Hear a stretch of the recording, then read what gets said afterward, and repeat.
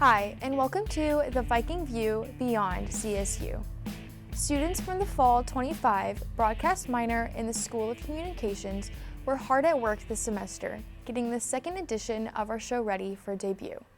Our journalists have been busy compiling stories on campus and beyond that highlight the people, places, and experiences that shape life at Cleveland State. You'll see packaged reports and in-studio segments on everything from student life and campus resources to Cleveland's culture and music scene, including a piece at the city's legendary Rock and Roll Hall of Fame. Our first package takes us up and above the bustle of the downtown streets, not quite up to the clouds, but just over the sidewalks and storefronts, for a closer look at the Interlink and how it keeps students moving, connected, and mostly warm. Here's reporter Alonzo Anderson with the story.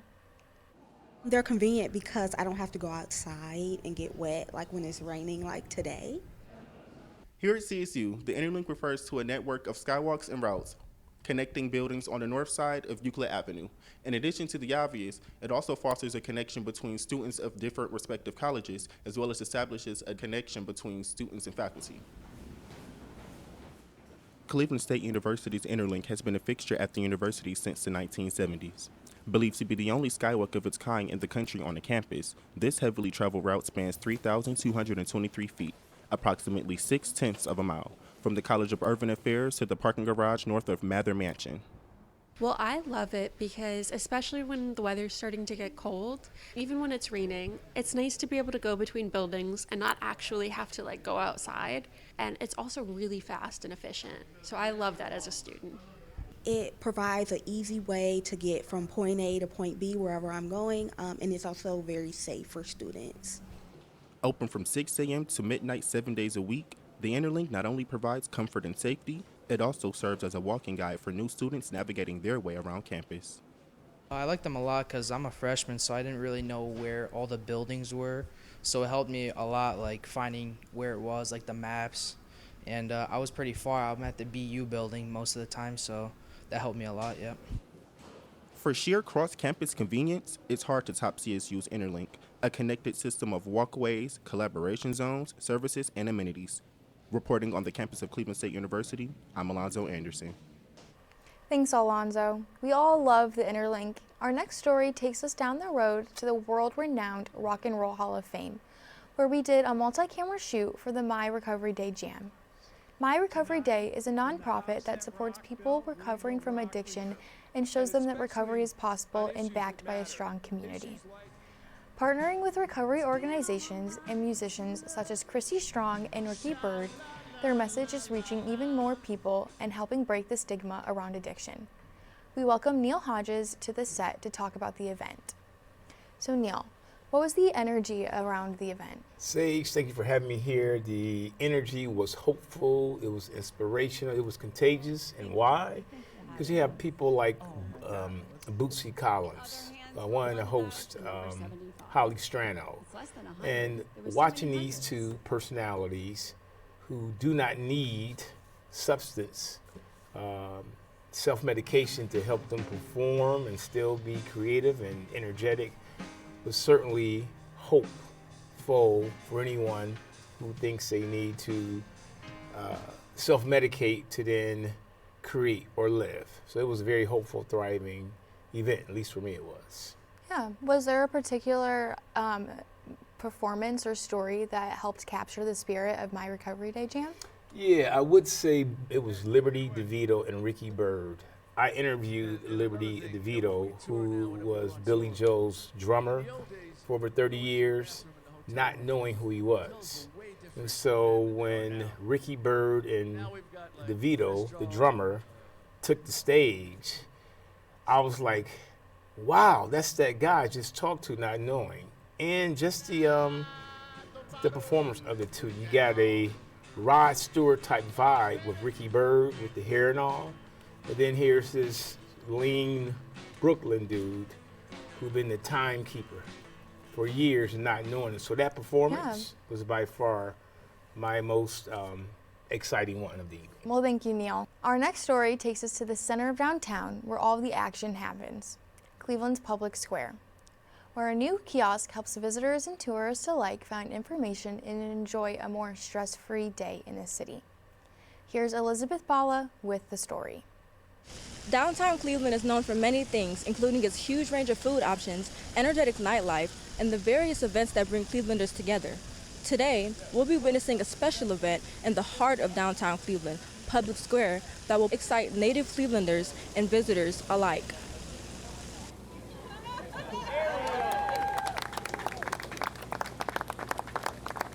We brought this brand new hospitality kiosk to Public Square to enhance the sense of safety, connectivity, and activation in Public Square. And we also thought it was important to add a splash of color to Public Square. And so it really introduces some vibrant colors to bring a little bit more life to the square. It's also a great place for us to store our supplies, so we operate a lot more efficiently in terms of how our team can program and activate Public Square throughout the course of the year. Located near Rebo and the Fountain, the kiosk will also be a go-to spot for information about downtown events, attractions, and activities, like lending out toys and hosting games. It will also serve as a base for downtown Cleveland staffers who help visitors navigate the area. When people are coming into Cleveland, one of the first destinations that I think a lot of people like to come to is downtown Cleveland. What it provides is a point for them to understand what restaurants are here, what events are being activated. They can also bring their lunch here to this kiosk and pull out some games or bring their family members here. There's always been a ton to do downtown, but now that we have this kiosk, we've created a space where people can learn more, connect more in downtown Cleveland. How do you think that this new addition could bring the people of Cleveland together? I think just having the games and activities available, because usually when there's activities and people see other people having fun, they want to join in too. The custom-designed kiosk was funded through a Project for Public Spaces grant supported by General Motors and designed with input by Land Studio. Long term, I think this is just a step in the process for what we're hoping to achieve in downtown Cleveland. The hospitality kiosk will build on the 200-plus pre-existing activities hosted at Public Square every year. With the added convenience and the opportunity to unite, we can only expect the downtown Cleveland scene to be enhanced by the kiosk. Reporting at Public Square, I'm Elizabeth Bala. Thanks, Elizabeth. Our next story keeps us downtown for the Veterans Day Parade on November 11th this year, starting at Cleveland City Hall and ending at Tower City. The parade included more than 100 different units, highlighting numerous years of service and sacrifice by showcasing veterans, active military service members, marching bands, and civil organizations. Joining us now is Army veteran and photojournalist Michael Carlisle, who captured the event. So Michael, you've worked for the Veterans Military Success Center at CSU for the past few years. Can you tell us a little bit about it? Yeah, absolutely. When I came back to Cleveland State, it was, it was a big transition for me, and I found myself going to the Veterans Center, and I got to interact with other people who are, very similar to me.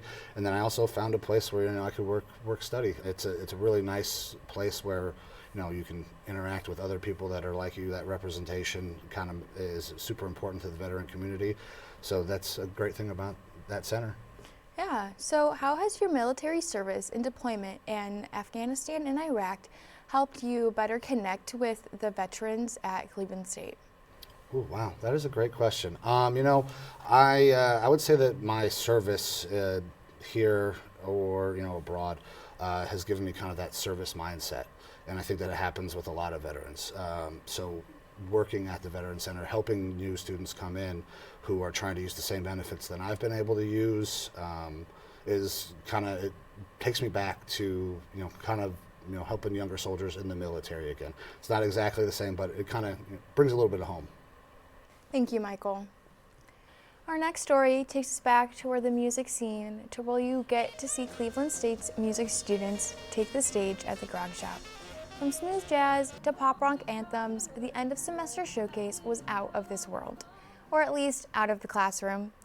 Joining us now on set to give us some insights on the night of passion and performance is Nicole Wolozak. So what was the energy like at the Grog Shop for the showcase? Yeah, so the energy, it was really exciting. It was high energy. Everybody was behind the stage, practicing on their instruments when nobody else was playing, and the venue was pretty full of parents and friends and people that were ready to see their friends, their fellow musicians, and their kids, perform on stage maybe for the first or second time. So it was a little bit of nerves, a little bit of excitement, and it was a good time. Yeah, so what moments felt the most moving on stage or in the crowd? So for me, it was pretty cool to see a couple students that I've known around campus and just in other student orgs that I've been in. It was cool to see them perform on stage. And also, I really enjoyed getting to know a little bit about the professor of the performance program, Chris Vance. It really just seemed like there was a great connection between the students and the professor, and just all around good energy there. So it was really cool. Yeah, awesome. Thank you, Nicole. Yeah. Our next story highlights an event that happened recently right here on campus, in our Student Center. For students interested in taking their studies off campus, way off campus, in places like England, Japan, and even Australia. To tell us more, here's reporter Josh Amsten. Have you ever wished to visit another country? Have you ever dreamt of going on the adventure of your life? Or do you just want to get away from your family and you can't necessarily move out yet? Well, for CSU students, the Center for International Services and Programs, or CISP for short, is the perfect place to be looking for such opportunities. Behind me right now actually is their annual Education Away Fair event, where they gather so many different opportunities and programs for students who are looking to broaden their horizons. Education Away is a sub-program within CISP that helps CSU students find their way to the places and opportunities they seek away from home. Students should consider studying away as our world is becoming increasingly global, and studying away or interacting with our international students or international students coming here is a great way for students to cross those cultural barriers, to begin learning how to engage in cross-cultural communication. Today, we have some international students who are here, and that's really important because we're offering the chance for CSU students to talk to students from other countries and to talk to them about their experiences, both studying abroad here at CSU, but also their experiences in their home countries. And some CSU students are definitely interested in these chances to study abroad. I plan to go into law school, Okay. so I want to maybe do international law, and I think studying abroad would be a really great opportunity to maybe learn some more things about different countries, different cultures, and maybe be able to take some classes that would pertain to international law. Education Away provides many opportunities for students who are looking to travel to new places and gain unique experiences, all while working toward degrees and skills that'll be sure to look nice on any resume. We have programs as short as 1 week, and we've had students travel for as long as 1 year. So whatever a student's goal is, whether it's destination-based, academic-based, finance-based, or time-based, we can help them find a program that matches their needs and their dreams. The fair is the biggest promo event of the year for Education Away as a program, and they are hoping to get students more interested in studying abroad or other similar programs. I think that our office and our services are seriously underutilized here at CSU. We try to make Education Away accessible, and I think that this event is a great way for students to see what we offer, talk to our staff, and just get excited about studying away. With how underutilized their services are here at CSU, CISP is hoping that this event will get more and more students interested in these opportunities and programs, or at the very least, get them to start talking about them. Reporting here from CSU Student Center, I'm Josh Amsden. Thanks, Josh. That program looks really exciting. I think it's time to renew my passport. Now, while some students head abroad, our next story keeps us rooted right at home, in the city that lives and breathes rock and roll. Cleveland Rocks Past, Present, Future is a nonprofit dedicated to supporting preserving Cleveland's music scene. They give local artists a stage, bring in new fans, and strengthen the artistic heartbeat and economic force for Northeast Ohio. We welcome Michaela Payne to the set.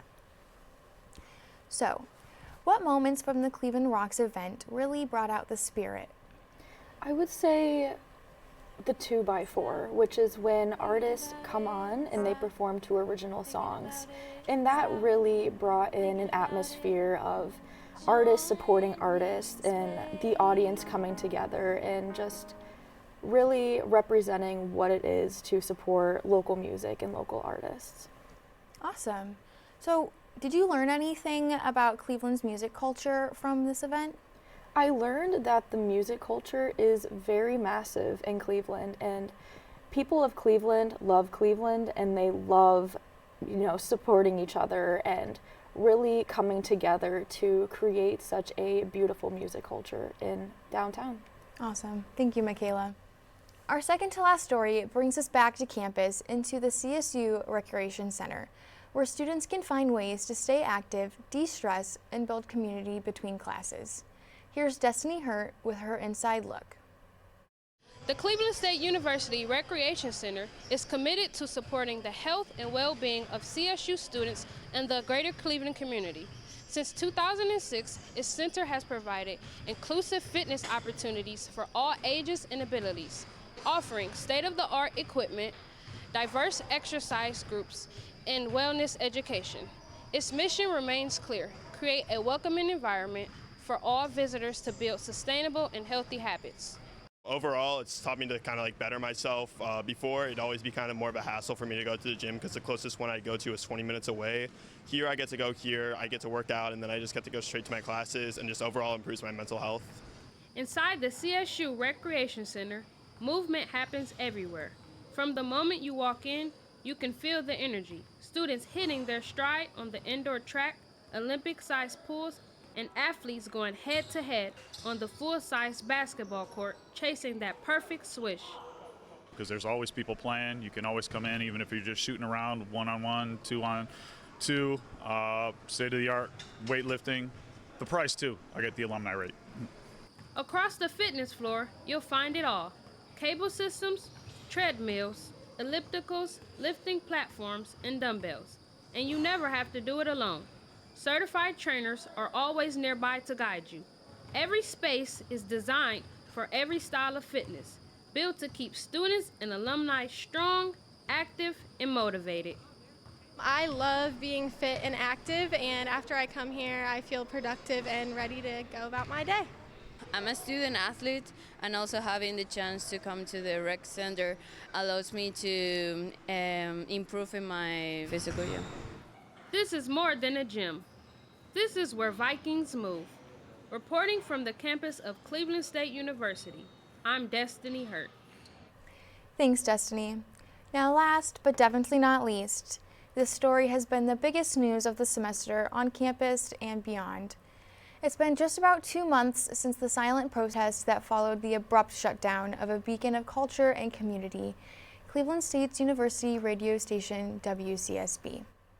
Today we're joined by business manager Liam Main to share a bit about where things stand today with the organization, now XCSB. So Liam, in the last few months, how has the absence of the alternative voice on campus affected Cleveland State's community? Yeah, I think that it's really just taken away this vital community and resource for students who don't necessarily feel like they belong anywhere else specifically to go to, and just sort of put a halt to some of those deeper conversations that were happening at the radio station. Yeah.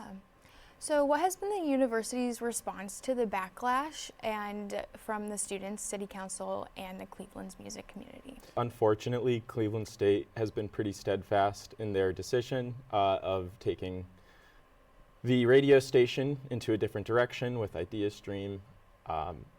They have seen the response by our community, they've seen the response by Cleveland City Council, and they have said that that's okay. You know, we appreciate your feedback, but we're going to continue forward with what we have planned. So for the students and community members that are wondering what's next and what the future holds, what can you tell us about it? Yeah, just that we are going to continue to fight to remain as a student org, and hopefully in the near future we can get back online as a online radio station. But rest assured, we are not stopping until we can bring something back to our community. Thank you for that update. It's clear that the story is far from over and that the future of college radio at CSU will continue to unfold. Thank you to all of our reporters and guests in the studio for sharing an inside look of all that we've been up to this semester, both on campus and in our community. We'll see you all again in the spring for our next edition of the Viking View Beyond CSU. I'm your host, Sage Cologne. Until then, stay curious, stay connected, and go Vikes!